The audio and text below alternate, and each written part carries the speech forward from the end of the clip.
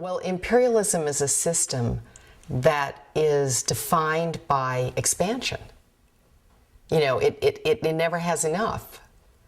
And so it continues to expand, to take over more land, to take over more peoples, to use the resources, on and on and on and on, you know. And so we look back to, I really think that imperialism began with that original fencing off and that original need to expand the farmlands. But it really came into its own in Europe, in China, in Mesoamerica, but let me speak for Europe because that's what I know about. And that was in the 1500s when people figured out how to get from here to there and how to map it.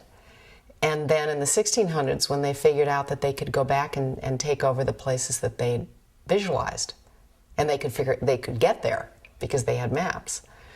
And so what that has done is set up a dynamic, and the incredibly intelligent Arab American social critic Edward Said has said, everyone in the world today is affected by empire.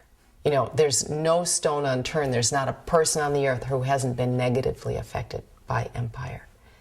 And I would add wounded by empire.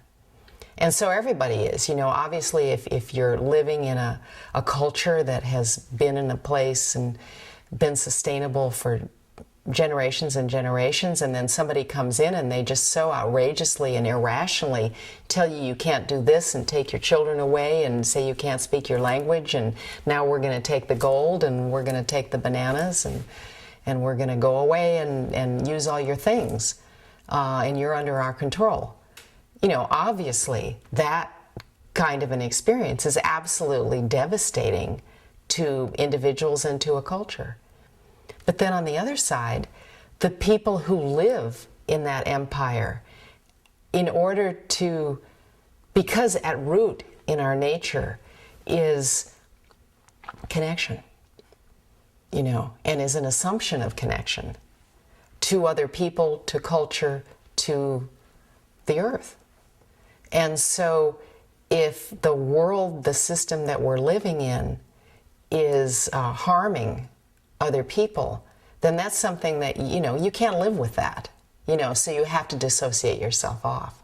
So if you look at the people who have been assimilated into empire, and if you look at the imperialists themselves, you find an incredible dissociation from reality.